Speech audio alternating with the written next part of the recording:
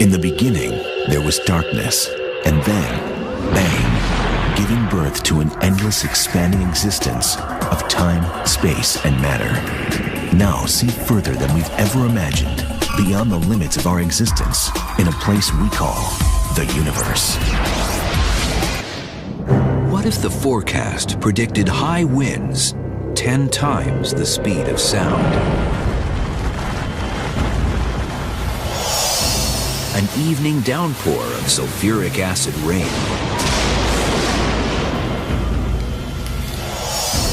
Or a hurricane 2 times the size of Earth, lasting 300 years. This is not the stuff of a science fiction movie. These are actual weather reports from around the universe, and it's Earth's weather to the extreme. We are counting down some of the biggest, baddest, weirdest, and wildest weather the universe creates. Fasten your seatbelts, it's gonna be a bumpy ride. This is the universe, wildest weather in the cosmos.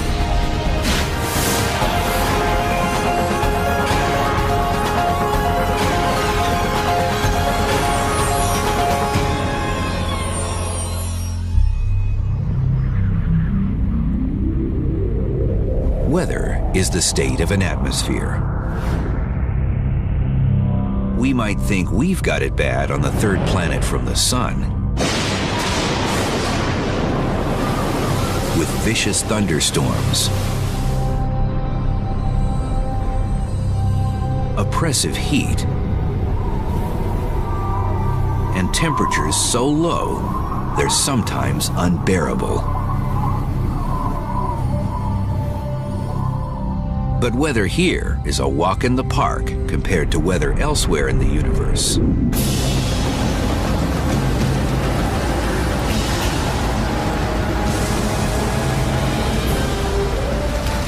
Rain, wind, and storms take on a whole new and strange meaning. And while the mechanics that power these weather events are strangely similar to Earth's, the results are terrifying to contemplate.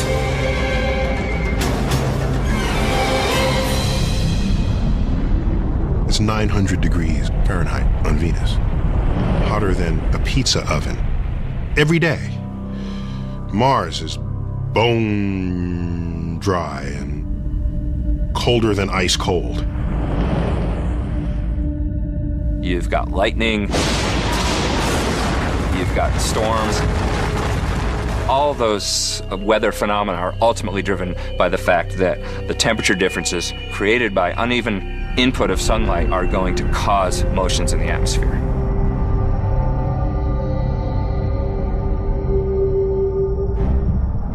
Perhaps the answers to Earth's ultimate fate lie in the great unknown of space. And we're counting down the most extreme weather the universe has to offer. You want to learn about which way our planet can turn climactically? Have a look at some neighboring planets within our own solar system. Scientists know all weather starts with one thing: heat. Heat is a catalyst that creates winds.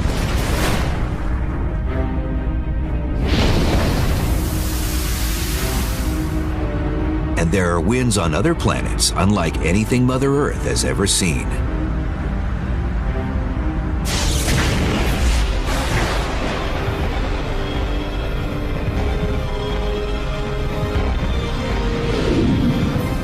Jupiter is a monster planet.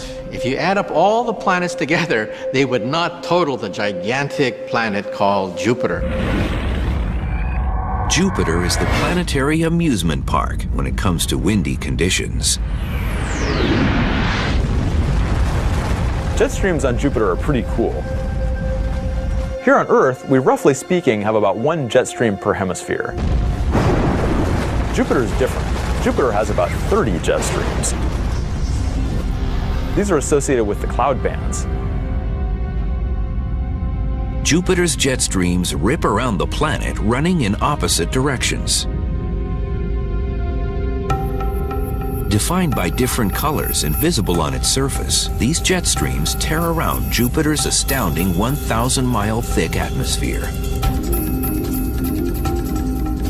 Earth, in comparison, has only a few jet streams and an atmosphere only 100 miles thick. But why so many jet streams? And why winds at all on a planet that doesn't even get a quarter of the sunlight as Earth?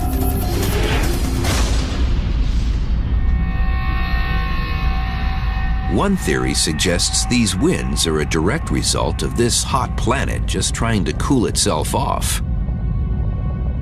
Jupiter's a huge planet, over 300 Earth masses, and it formed with a huge amount of heat. And it's so big that it's still trying to get rid of this heat of formation. This constant release of heat slowly rises into Jupiter's atmosphere and collides with cooler air. Like Earth and her need to balance hot and cold streams of air in high and low pressure systems, Jupiter also struggles for normalcy. That energy then is used to drive the various storms and winds in the upper atmosphere of Jupiter. The jet streams on Jupiter are really ferocious. They go at several hundred miles per hour. And there's a lot of gas zipping along this stream. But unlike on Earth, the jet streams are pretty stable. On Earth, it's rare for surface winds to reach over 200 miles per hour. The jet streams on Jupiter reach speeds exceeding up to about 300 miles per hour. That's really fast. And you can't get out. You're trapped inside the jet stream. Traveling through Jupiter's equatorial jet stream would be like a roller coaster ride from hell. It's like this continuous, never-ending roller coaster ride. I love it.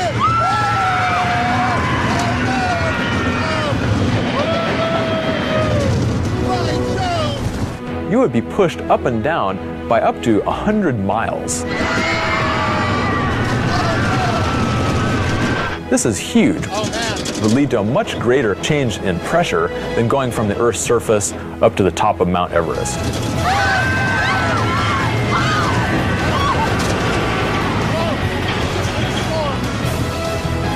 Jupiter's jet streams are pretty impressive, but 300 miles per hour is nothing compared to our next planet.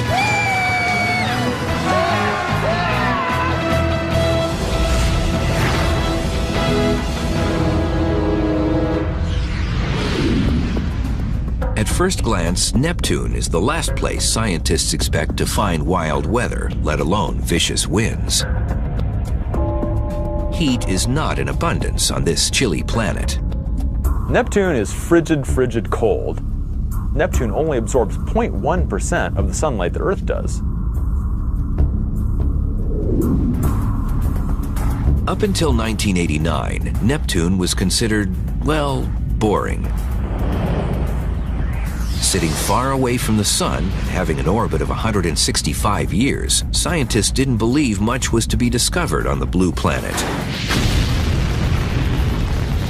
A visit from Voyager 2 changed all that.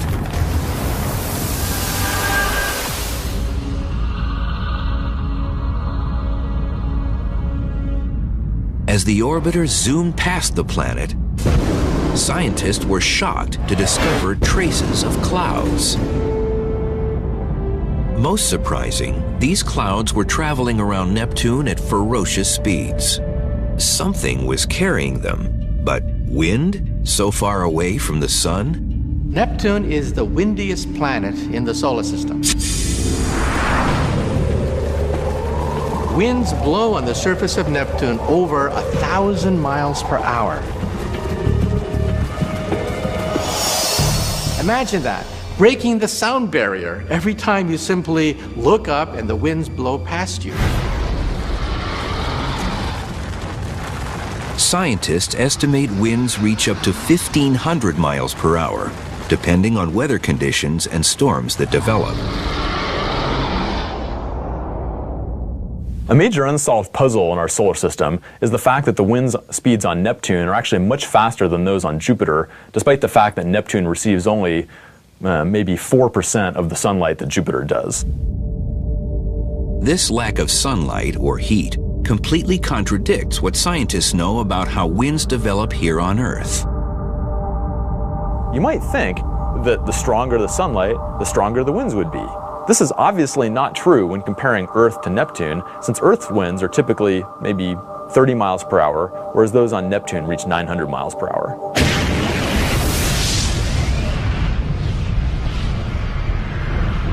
Scientists suspect there is internal heat left over from Neptune's formation billions of years ago, but are perplexed how this internal heat could be enough to drive winds to this speed.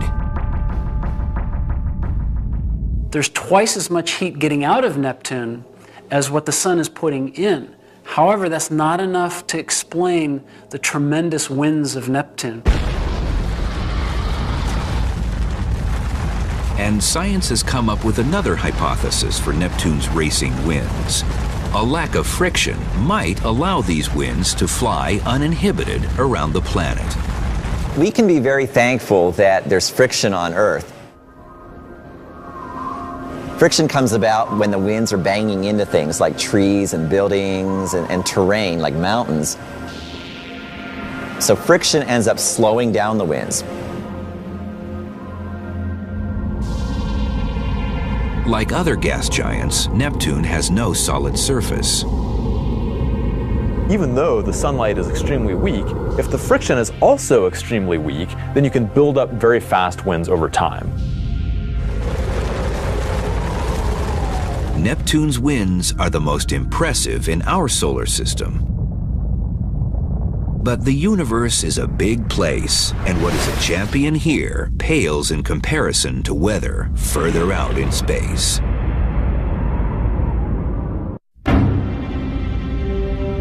Perhaps the most exciting discovery in planetary science are the most amazing winds we could hope to never experience.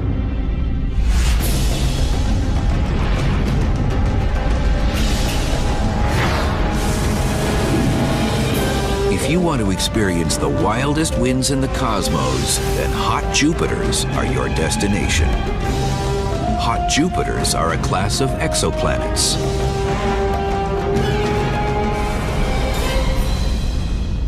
It's definitely not a place you want to be. It's much, much worse than Neptune. It's much hotter, the winds are much faster, so if you want a nice kind of calm place to set up shop, you'd probably be better off going with Neptune. These guys are definitely much, much worse. Hot Jupiters orbit tightly around their stars, far closer than Mercury to our own sun. And all that intense heat makes for some wild weather. For comparison, it gets about 20,000 times more light from its star than Jupiter does from the sun. The temperatures on these planets are enormous, at between 1,500 and 2,000 degrees Fahrenheit or more. Some hot Jupiters are tidally locked, a gravitational effect that leads them to show the same face to their star at all times.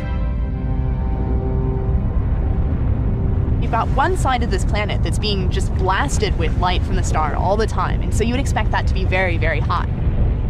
But at the same time, you've got this night side of the planet that never sees any light from the star. So, perhaps that night side is actually quite cold. Taking hot Jupiter's temperatures, scientists measured how much light is eclipsed from the planet as it passes in front of and behind its star during its orbit. So they actually glow relatively brightly at infrared wavelengths. So if you want to take the temperature of a planet, you want to look at these infrared wavelengths. You want to measure the heat they're giving off. But the temperature difference between the day side and night side was virtually the same. This was astounding considering the extreme situation. Something was transferring the heat from the day side to the night side, but what? Winds traveling at amazing speeds were the answer. And so our models tell us that the winds could be as fast as maybe 6,000 miles per hour. The 6,000 mile per hour winds inferred on some hot Jupiters is much faster than any winds that we know of in our solar system. How fast is 6,000 miles per hour? At that speed, you could travel from New York to Los Angeles in 20 minutes. You've got this incredibly hot day side, and so you've got all this hot gas sitting there on the day side, and sort of what it wants to do is to kind of go rushing around to the night side. Winds are created by hot air wanting to travel to the cold side of the planet. So it's a little bit like a windsurfer. If you come out here on a windy day and you put your sail up, you can really catch a good breeze and you can go flying across the harbor. It's the same thing with these planets. You have such incredibly strong winds that they can really just pick that gas up and whip it all the way around to the night side before it even cools off at all. It's hard to beat weather like that. 6,000 mile an hour winds is about as crazy as you can get with a planet. Scientists have learned to expect the unexpected when it comes to weather in space. Sometimes winds become storms, like tornadoes. And galactic tornadoes are unpredictable and behave in rather weird ways.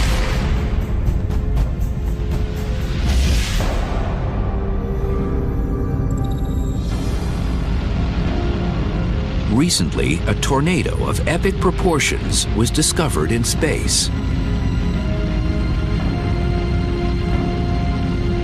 This space tornado is a Herbig-Haro object created by winds as the result of a forming star. A Herbig-Haro object is a glowing cloud of gas produced when a high-speed jet of gas smashes into surrounding, essentially, stationary gas. So this high-speed jet heats the stationary gas and causes it to glow.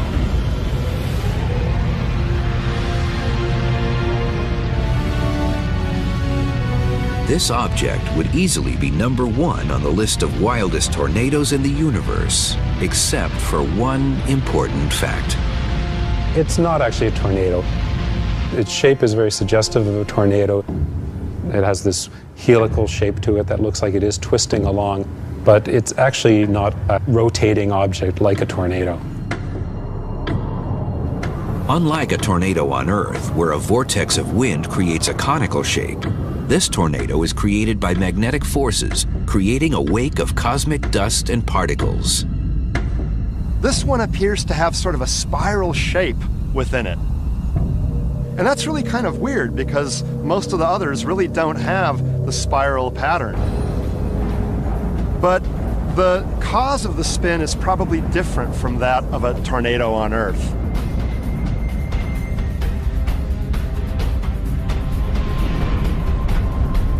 #2 on the galactic tornado list is much more like tornadoes we find at home, and it's a towering presence.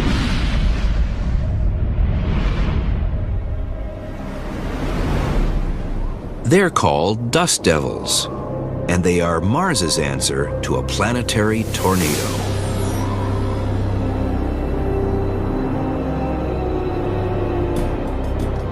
Dust storms on Mars are pretty cool. There are thousands of local storms that occur every Mars year, meaning dust clouds that are opaque and maybe tens to hundreds of miles across and a few miles tall. Often referred to as the red planet, Mars is a dusty and dismal place. Its surface is covered by sand. Apparently, there is no liquid water on the surface. And in this dusty terrain, when the sun rises, trouble starts. Dust devils can be hundreds of yards wide and a half-mile or more tall, spinning 70 miles an hour across the surface. And they have similarities to Earth's own tornadoes. As far as the basic forces inside a dust devil, they're pretty similar to in a tornado. They're both thin vortices that rotate and are low-pressure centers, yet a tornado is much, much stronger, often by an order of magnitude in wind speed.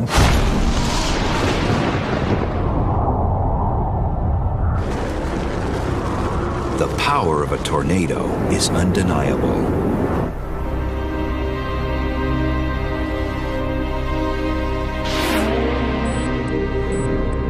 And scientists at Iowa State University can't seem to get enough of these violent storms. Here, they have built the largest tornado simulator in the world to understand vortex formation.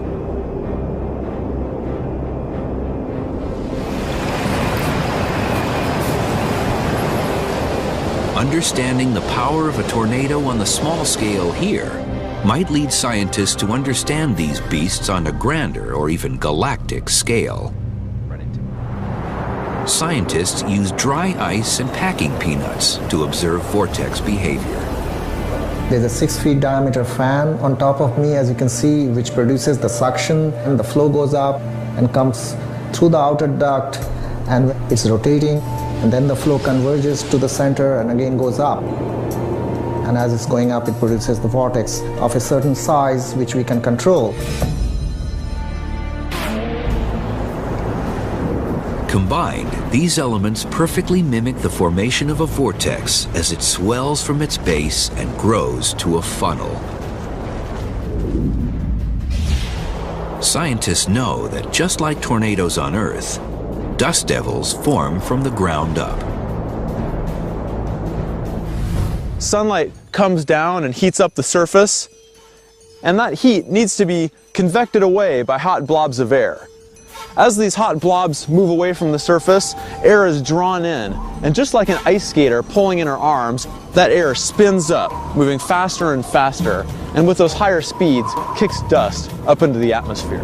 As this hot blob of air moves away from the surface, the dust devil will become taller and stronger, reaching altitudes of several hundred meters or more and widths of typically 100 meters, and will get stronger as dust continues to be ejected into its interior. And then the dust devil will move off into the distance.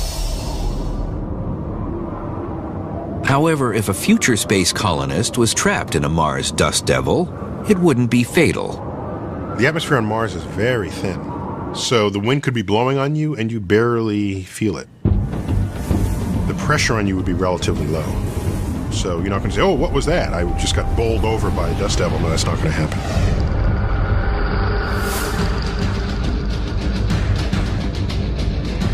The final galactic tornado event on the countdown is a true mystery, and it turns theories behind tornado formation upside down.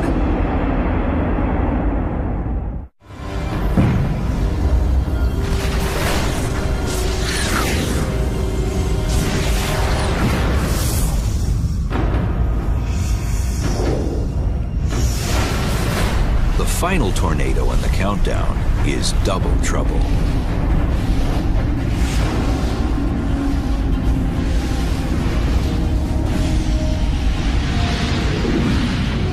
Venus, once viewed as a romantic planet, has some truly horrific weather conditions. Oppressive heat, the greenhouse effect gone amok. This is one planet that is constantly trying to cool itself off with no success.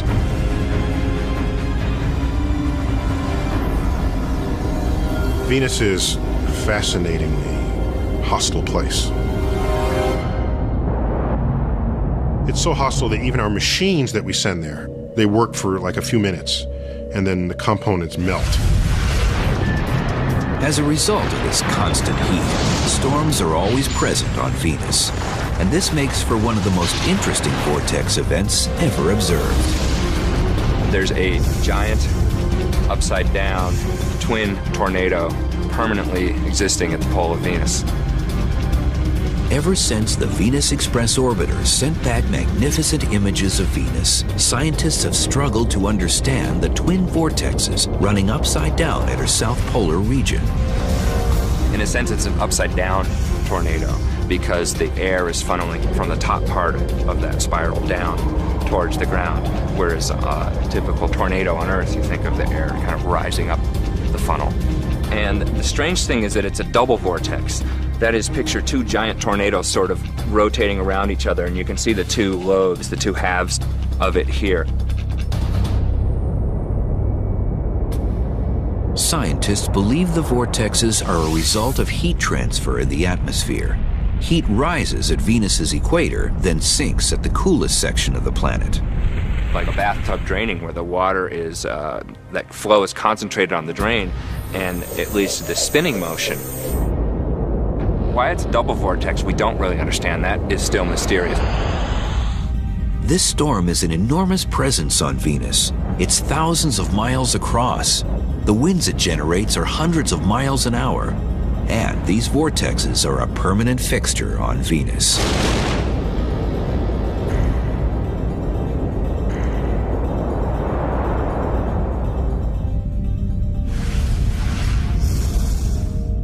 Weather takes many strange forms in space. Even rain.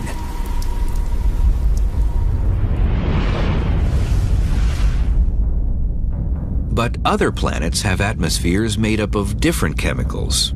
In turn, rain is formed from ingredients that would be lethal to humans. And these toxic rains are some of the worst you'll find anywhere in space.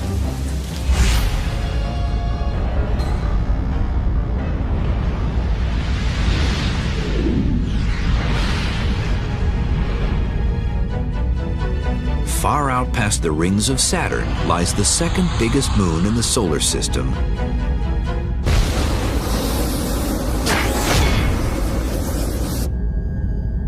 Titan.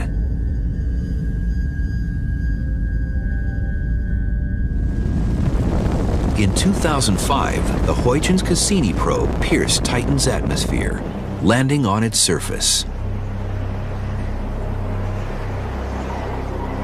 What it discovered was a place with features eerily similar to Earth's. Titan is the only planetary body in the solar system that has seas, like Earth.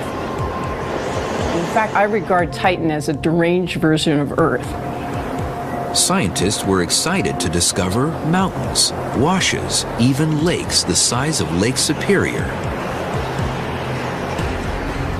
And the liquid that fills Titan's lakes and rivers isn't water. It's methane. I wouldn't want to go swimming in one of those lakes. They're liquid methane, which is extraordinarily cold. And that means when condensation occurs on this planet, it rains methane.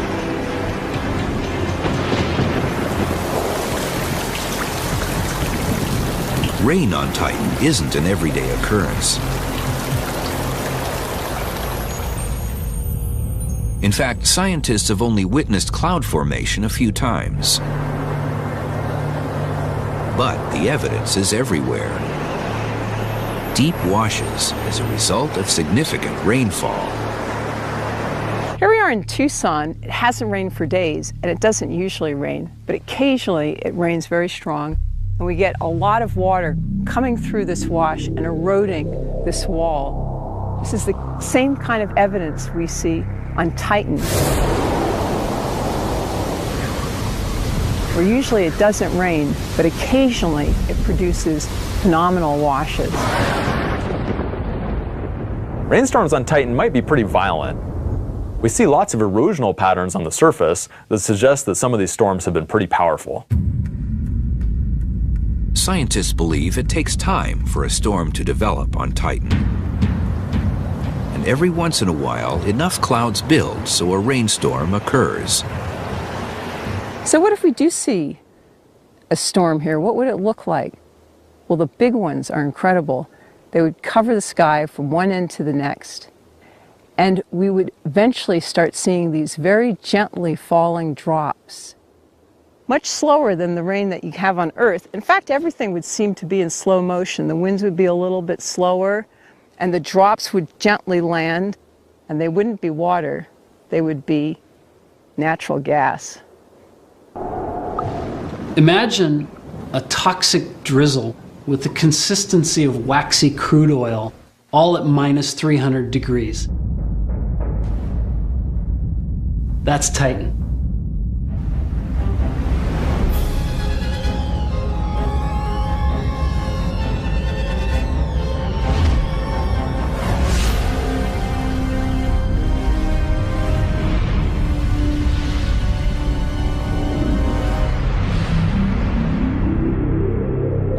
Venus, there's never an issue with getting enough heat from the sun. With carbon dioxide forever trapped in the atmosphere, it has a greenhouse effect gone wild. All that heat creates condensation and clouds, thick with sulfuric acid. Here's the irony. Venus is named for the goddess of beauty. The source of the beauty of Venus is one of the most potent acids known to science. In other words, women are not from Venus. There seem to be storms and convection patterns that move around. There are places within those clouds that are very turbulent.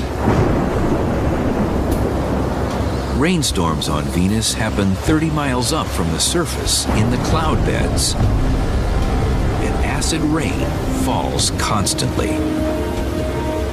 The thing about the acid rain on Venus is that it literally is battery acid. It's so strong, that acid, that it would eat through skin and do very nasty things. So whatever's left of your body would be burnt into a charred piece of powder by the sulfuric acid. But the final rain on the countdown is the most toxic, if not the most dangerous of all.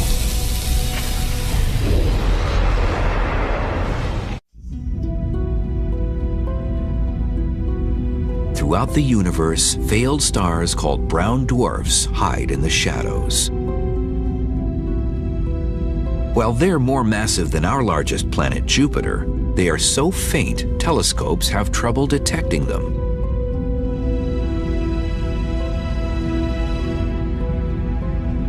A brown dwarf is a failed star. It's a wannabe. It's a ball of gas that never quite made it. You have to have a certain amount of gas before you get ignition and you get a beautiful star emerging. A brown dwarf just didn't make it. Despite being a failure as a star, temperatures on brown dwarfs are still pretty impressive. At over 3,000 degrees Fahrenheit. And unlike stars that are too hot to have weather, brown dwarfs have cooled enough to experience convection and condensation. At these temperatures, rain takes on a whole new terrifying meaning.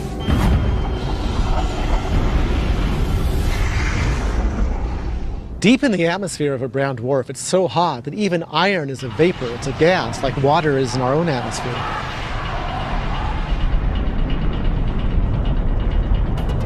As iron vapors rise up, they cool, solidify, and turn to sand. And the iron would start to condense, and you'd have clouds, big puffy clouds, except the clouds would be sand, boiling hot, 1,500 degrees. Because in a brown dwarf, you have something the size of Jupiter, but you've packed in 30 or 40 or 50 times the mass of Jupiter. The gravity is very high. It could be as high as 300 times the gravity we have on Earth. And so things can fall a lot faster. High moving velocity of the sandblaster makes it a pretty good analogy for sand in a brown dwarf. In the atmosphere of a brown dwarf, the gravity is 300 times what it is here on Earth, and these little sand grains in the clouds will be falling at 70, 80, 100 miles an hour. It'd be a lot like a sand coming out of a sandblaster. This sheet of stainless steel has been warped by the force of the sandblaster. You can imagine the iron rain in the atmosphere of a brown dwarf coming down at 100 miles an hour, what it might do to a sheet like this. These drops of liquid iron, they're maybe 2,800, almost 3,000 degrees Fahrenheit. These drops can really start falling at high velocity, 50, 80, 100 miles an hour. So you can imagine your umbrella would be torn to shreds by this hail of molten iron. It'd be a real rainstorm from hell. This has got to be the worst weather in the universe.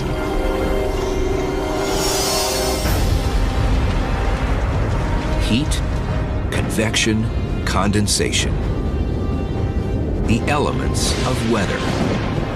Alone, they cause spectacular rains, supersonic winds, and heat on other planets. Combine them, and incredible storms are formed.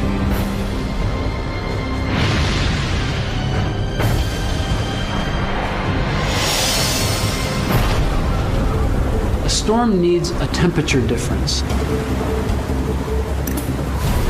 On Earth, every storm is a result of uneven heating by the sun. The easiest example is the ocean is colder than the land.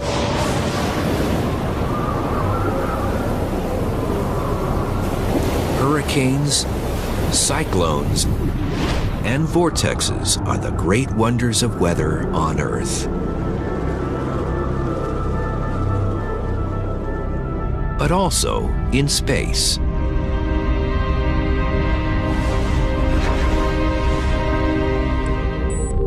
And unlike Earth, where storms last hours or perhaps a few days, some storms in space can last centuries.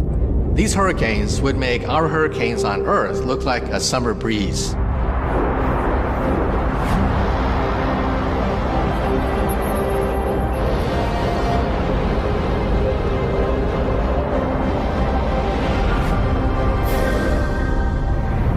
Neptune has the fastest winds in the solar system. But it also has a great dark spot. A mysterious hurricane-like storm that appears and disappears with no warning. It flies around the planet counterclockwise. Discovered by Voyager 2, it's big, with black and blue features.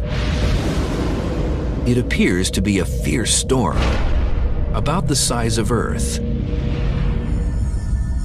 Scientists don't know what causes it to form, or why it's black. It's a mystery, like another storm in our solar system.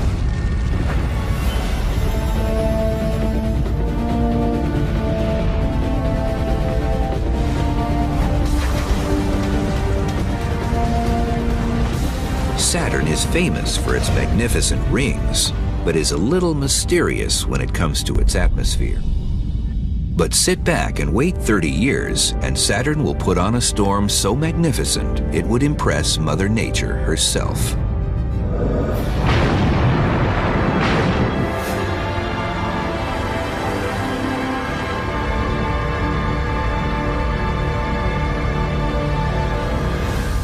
It's called the Great White Spot, a gigantic storm that develops every 30 years on Saturn's surface, eventually covering the entire equator. This is truly a planetary scale phenomenon, and we think it's a monstrous, monstrous thunderstorm. Scientists have observed the storm developing at Saturn's equator, where it receives the most heat from the sun. Perhaps heat builds over time and finally bursts into a storm on a planet that has no surface or friction to slow it down. In other words, it's sort of like a vicious circle where once you get the ball rolling, it just rolls down the hill and, the storm goes global. Months later, the storm runs out of energy, only to lie dormant for another 30 years. What the cause or timescale means, scientists truly don't know. But Saturn's Great White Spot is not as powerful or everlasting as our biggest storm in the solar system.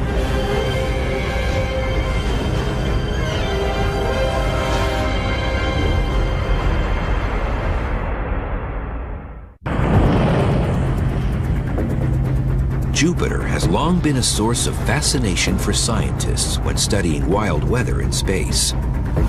And its great storm has been a feast for the eyes for centuries.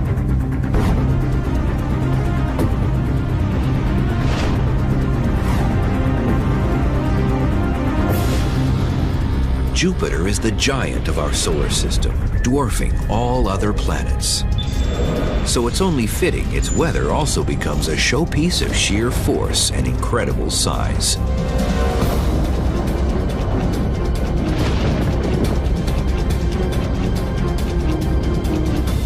In 1664, the astronomer Robert Hooke noticed something strange about Jupiter. There was a pimple there, which we now call the Great Red Spot. It's been stable. Think of it. A planetary storm, several times the size of the Earth, stable since 1664. This is one of the amazing features of our solar system. The Great Red Spot was named that long before we knew what it was, because you can see it from a telescope on Earth. And so for hundreds of years, people have known about this Great Red Spot. The Great Red Spot is the most impressive storm of our solar system. And it's been churning for at least 300 years. The mother of all hurricanes in our solar system is actually on Jupiter. It's not technically a hurricane, but it behaves very much like one. It has a heat source, it has swirling winds, but it dwarfs anything on our planet. This storm is so big you could take 2 Earths and stick them right inside the storm. The winds are blowing at 300 miles an hour.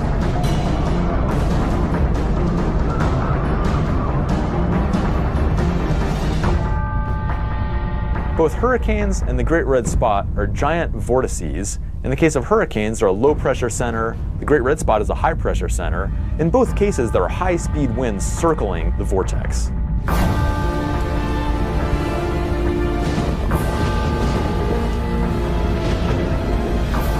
Like a giant eye, the storm continuously circles Jupiter.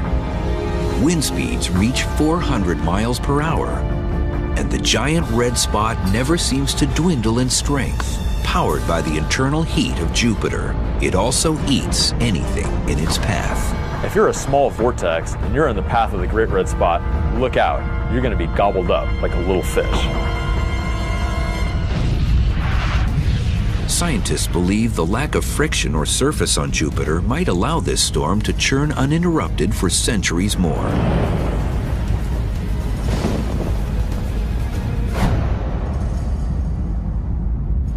On Earth, because of the strong friction, when hurricanes hit land, they tend to fall apart in just a few days. On the other hand, the Great Red Spot has a lifetime of over 100 years. We don't really understand this in detail, but it probably means that the friction in Jupiter's atmosphere is very weak compared to an Earth's atmosphere. Jupiter is a good example of a planet where the planet itself is what's supplying at least some of the energy to drive a storm that's lasting for centuries.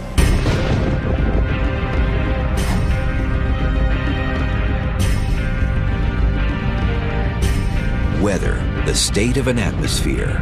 Throughout the universe, familiar weather events on Earth are played out in fantastic ways on other planets. But why study weather on other planets at all? If you only ever study Earth for examples to understand Earth, you may be missing a much broader context in which the phenomena that you're trying to describe is embedded. So, for example, we look at Earth and we talk about a greenhouse effect. You want to learn about it, go check it out. Look at Venus. The urge is to believe that all your solutions to your problems on Earth can be found by only looking at Earth. That is short-sighted, bordering on delusional. When we study familiar processes in unfamiliar settings, it really tests whether or not we understand what's happening. In terms of the possibility of life on other planets, the understanding the weather patterns is absolutely key. We're one planet of many. The sun is one star of many. We're in an undistinguished part of the galaxy. There's much to be learned by exploring what others say.